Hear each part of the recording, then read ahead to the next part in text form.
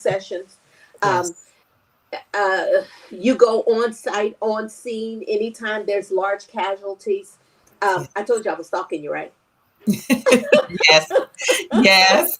You did a great job too. You're reminding me of things that I have done and continue to do. So you're very good. You're very good. Yes, where she doesn't do one-on-one counseling anywhere. So before you all start calling her, blowing up her phone, trying to get a one-on-one, she's just, she's at this place in her life that, groups work better because she's depositing into those that will deposit into to others. So if you need this wisdom in your building, in your community, please, I'm telling you, make a phone call, get to the conference, hear her witness the things that she has to share with you first. And when she does so, I promise you, you're going to be bringing her back. This is not the last time you're going to see her and Pastor Theresa in one room. This will not be the last time. This is our catapult into great things, And so, we were talking about it. And when we got a chance to talk, and it was about the conference, and it was like, well, what is she going to teach on? What area of specialty is she going to use? And I told her about my book that God gave me, and it's called "Why Don't People Like Me?" And "Why Don't People Like Me" is a really a journal that Mm-hmm. you use to kind of walk yourself into healing. Right. And I was sharing with Dr. Sharon that one of the reasons I use the book as a tool in the conference is because you get all these nuggets and you get this power and this information at the conference, and it becomes transformational. However, you go home and then what do you do to continue the healing process? And this book is a journal that helps you. It's a 38 chapter book that really helps you heal from the inside. And it walks you through your life as Mm-hmm. you understand how, when the word of God says all things work together, how everything in your life had a purpose of making you who you are, giving you the strength of what you need, and then developing you to become the perfect you. And saying all that, we want to talk about Dr. Sharon Givens, when she chose her chapter. Doctor, you want to tell them what you're going to be teaching on this year? I certainly will. I'm going to be teaching on defining success. And I just want to say, when you listen to those two words together, it sounds simple, but it's extremely complex because we throw around that word success. But one of the things that I really want to do in that session is I want to break it down. I want to talk about how people see success, how complex success is, and how it really differs across cultures, across It's true. genders, It's true. in terms of what success is. So that's going to be what chapter 20 in the book that It's gotta we be. will deposit a little information from, but that will be my key topic. I imagine that we will go pretty deep with that, maybe even expand a little bit, but it will be from that particular chapter, defining success. Defining success. I'm gonna throw a couple of questions at you, Donna, just because Okay. I want you to take our group on a little journey along with the wisdom and the knowledge that you have. It's Mm-hmm. good for them to kind of see who's in the room, right? Sometimes that you bring people in the room and they really don't know the value of the people in the room, right? Okay. I like Okay. I like it. So this question says this: why do you believe it is important for people to revisit or redefine their personal definition of success? Your Mm. personal definition, because we as individuals view success, and like I like when you said it really depends on where you come from, how success will be viewed. But then you have this personal view of success. Let's talk about it. Absolutely. So I want to begin by saying often our understanding of success is inherited. Mm, About that. It's inherited from where? Family, cultures, media, where you received your education. okay. So if it's inherited, then maybe you didn't have a chance to cultivate your own meaning for success. Hmm. So I feel like once you begin to mature and matriculate through life, that meaning evolves. So we can't just stay with what we have inherited. We have to consistently self-assess, because what was important to you 10 years ago That is is so true. probably not as important as it is today. I So agree. success sometimes is even situational. Yes. Where you are in your life, in that time frame, in that moment. So we have to constantly, but I think sometimes because it's inherited, we stick with what we know. hmm hmm It's true. You know, and what you said kind of pierced me because, you know, with me and my husband and my children, you know, we've been people that have been very business oriented. Mhm. And so we wanted our girls to come back and take over what we started. We Mhm. wanted them to inherit what we birthed. And, but in that process, I remember having a conversation with one of my daughters saying, you know, I have to give you permission to have your own life. Yes. Because what I viewed as success may not be what she views success as. Mhm. Because Mhm. her personality, her identity was important to her, and what I produced was important for me. Right? So that's so true. The inherited The inherited. portion of And when you, as you were speaking about your daughter, the thought came to mind is that when you have the opportunity to redefine success, it can be a powerful form of liberation. mm, It means that you mm, have a sense of freedom, that you are doing things that you want to do. You're no longer being defined mm, by other people. And what you were sharing with your daughter is exactly what I was talking about. But at some point, we all need that self liberation. If not, you will live it with success through the lenses of someone else's eyes. mm. I like that. I like that. I like that. I remember even throughout life having the moments Mhm. where I thought, and like you said, what I view success as today may not be what I view success in 10 years. Because I remember, you know, even 10 years ago, I would say about 15 years ago, I was at a place where, you know, people were like, oh my God, you all are doing amazing things. And I was like, I am struggling every day, every day. I didn't know what they were talking about. Oh my God, they were saying, you know, all these amazing things that I was doing, but I couldn't see it because for me it was a struggle, Mhm. and for others it was success. Right? Based on their definition. Theirs, right? Right? Theirs. Mhm. The things that we achieve. Yeah. How can how can someone define success to impact someone's well-being or their career definition, Mhm. direction? How? How can you redefine success to impact someone's well-being or their career directions? I can say for me, I know in the room, right? In the room, Right. you have redirected me, even in the course of my knowledge of my teachings, right? Let me just tell you all, because I'm talking in this riddle, right? Let me tell you Okay. this. Let me put it on the table, right? We were in this grief counseling class, and if you have done this, raise your hand because I know I have done it.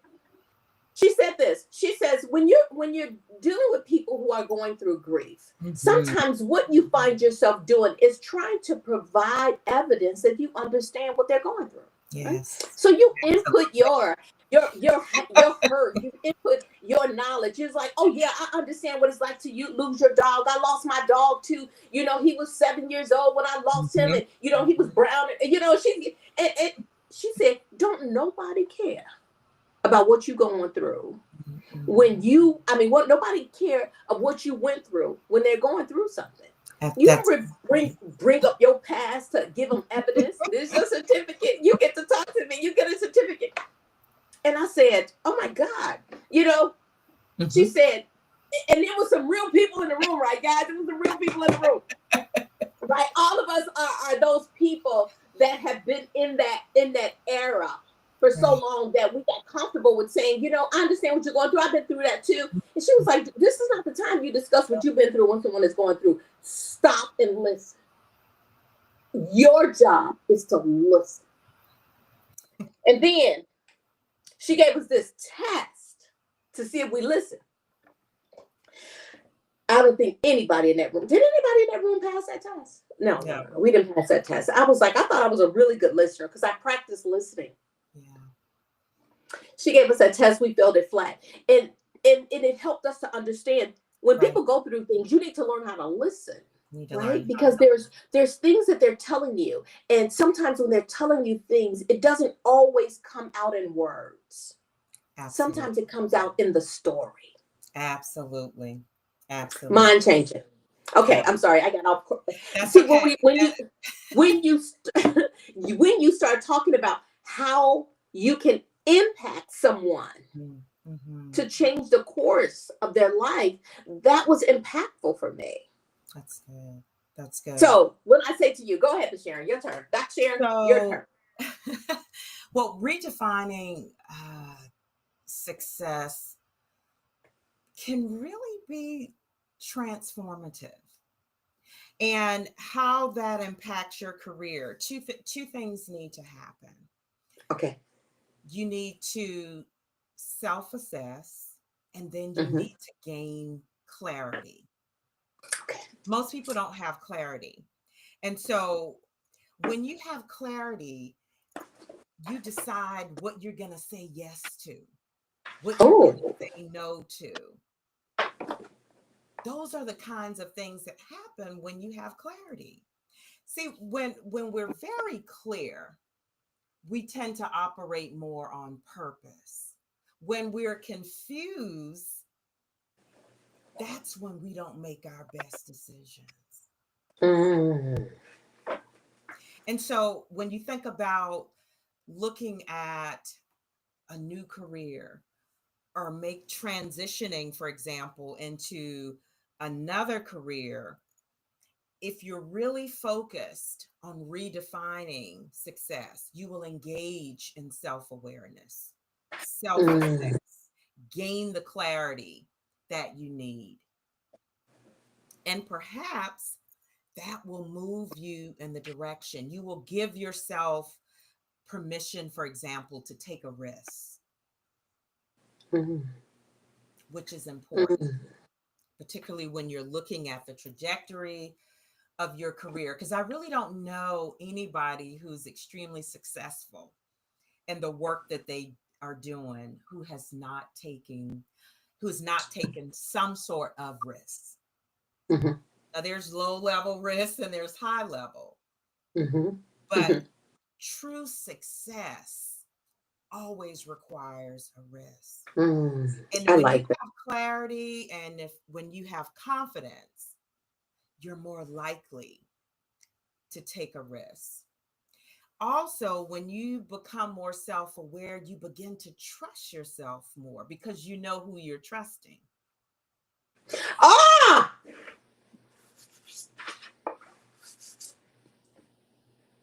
Say it one more time. I really like that one. When you become more self-aware, you trust yourself more. Because how do we don't go and trust people that we know nothing about? So you can't trust yourself when you don't know who you are.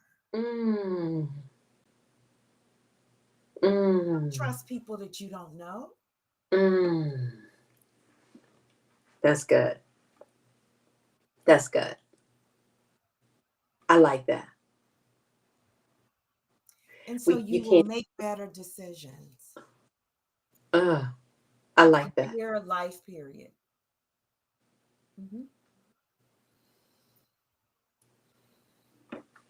I like that. I like that. I really, really like that. That almost stopped me for a moment. Oh, when you know who you are, you can trust yourself better. Yeah. Oh, goodness. That was really good. Mhm. Miss Sharon, when they walk in your room, what can they expect at the conference? What are we gonna? Which part of you? I know. Are you gonna give them everything? A little bit of everything? Look, everything, little thing, everything. I know.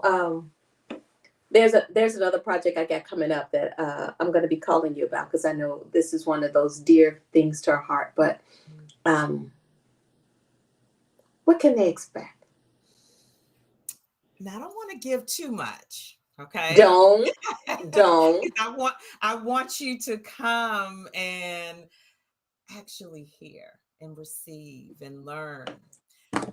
But a couple of things. Well, probably more than that. I I think they'll walk away with understanding how success is defined differently across individuals and cultures. But one thing that I really, really want them to walk away is understanding internal versus external success. Mm, Because mm, most people focus on the external. I have a beautiful home, I have a car, I have this. But you're really unhealthy inside. Are you a successful person? And when you go and you ask someone that, the person, yeah, because I have this degree, I have that. mm. Are you self-aware? Are you healed? Do you know who you are? See, that's true success.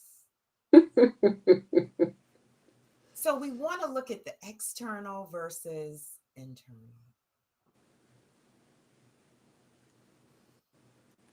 I don't know what to say.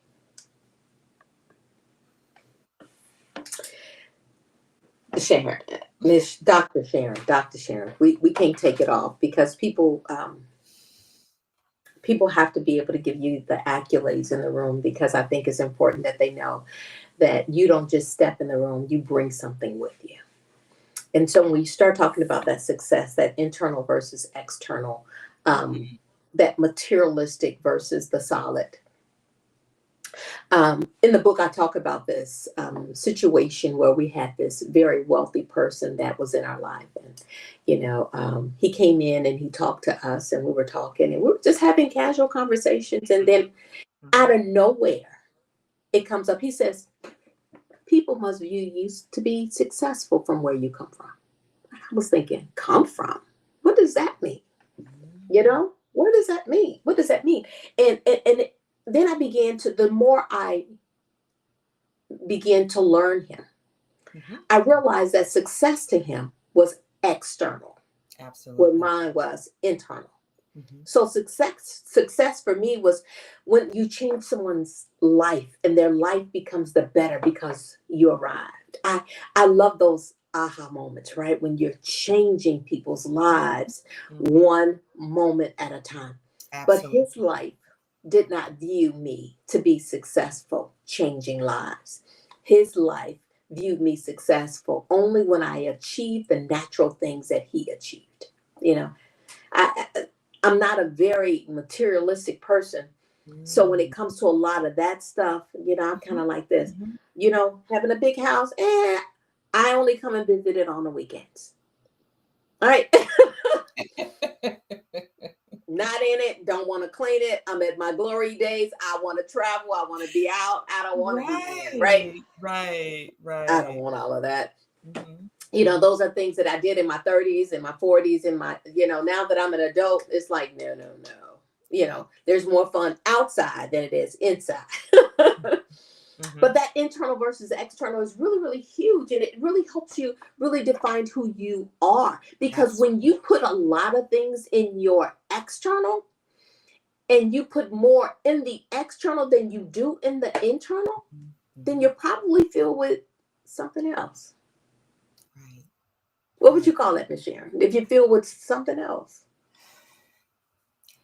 I would say you're not necessarily filled. You're more inclined to be empty Mm.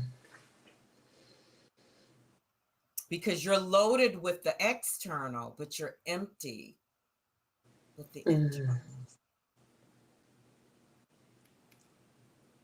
Yeah. But the I'm going to world ask this one. focuses on external. So that becomes more important. It does. It does. Because things show what you have achieved. At least that's how people view them, right? Right. Things show what you have achieved, right? Mm-hmm. Mm-hmm. I remember when I got engaged to get married. And my husband gave me this ring, and oh my God, I was like, he wants to marry me. And I remember a guy came up to me, and he said, hey, and I was like, I'm sorry, I'm just not interested. I'm engaged. He said, you are? And I said, yeah. He said, where your ring at? And I showed him. He said, you engaged to somebody gave you that? He said, oh girl, you're real serious.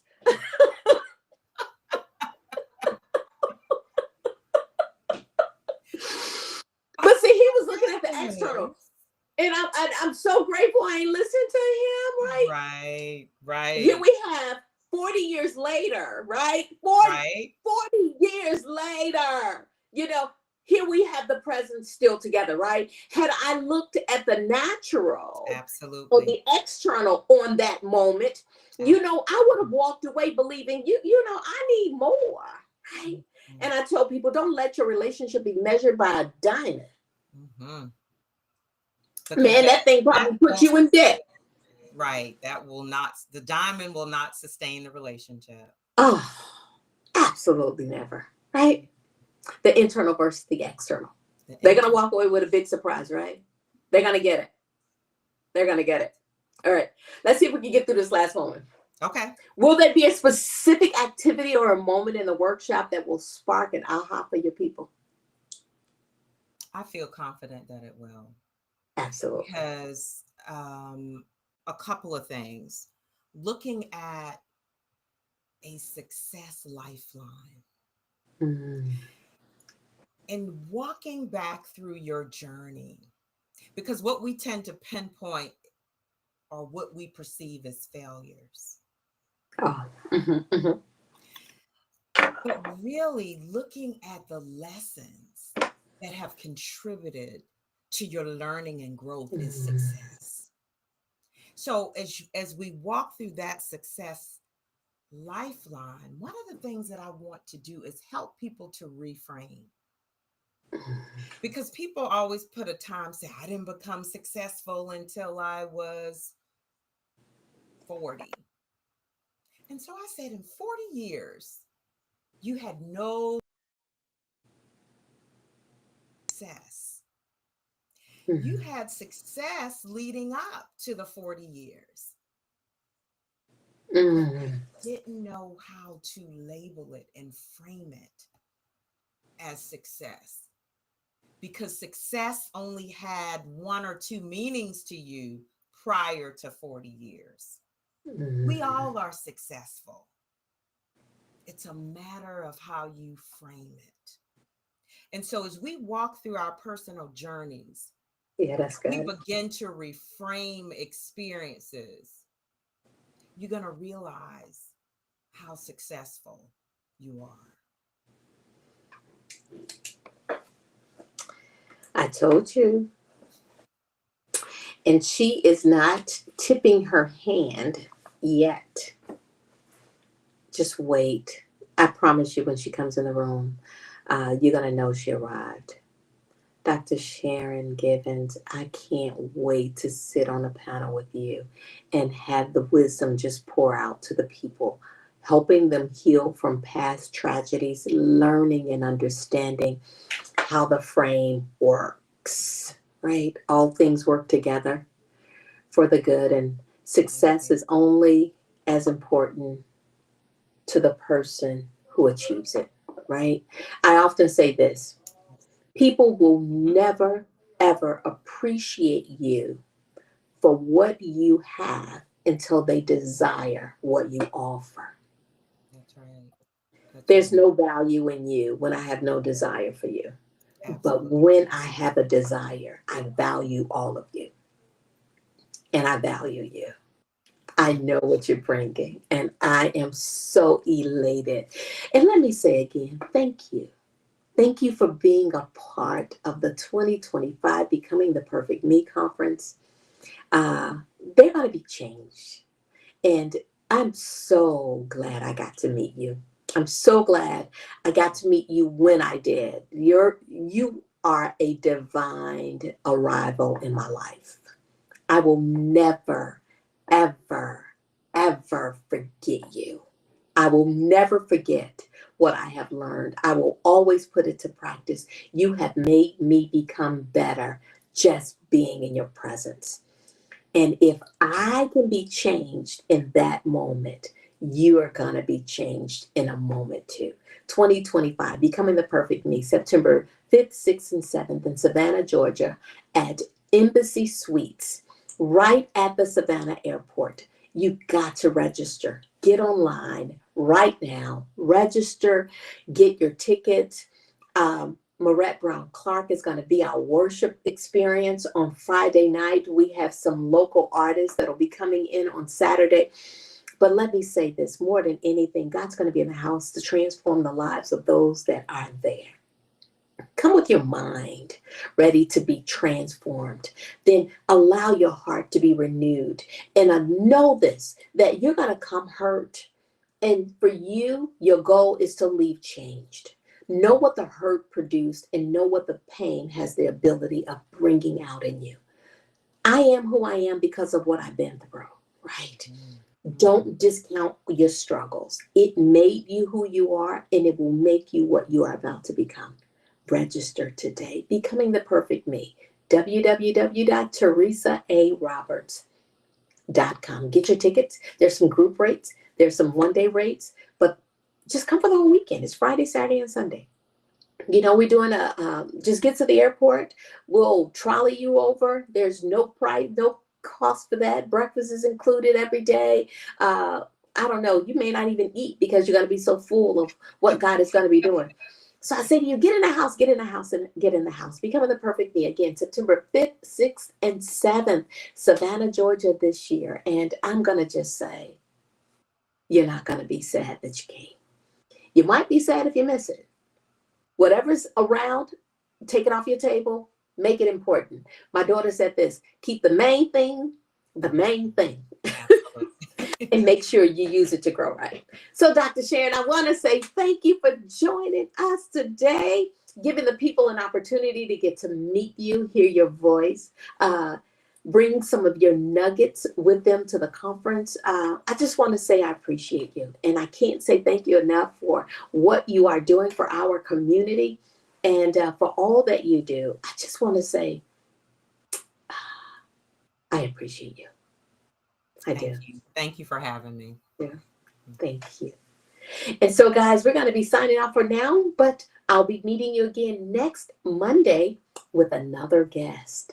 Please meet us here, Monday, 7 p.m., getting to see and hear from the 2025 Becoming the Perfect Me conference speakers.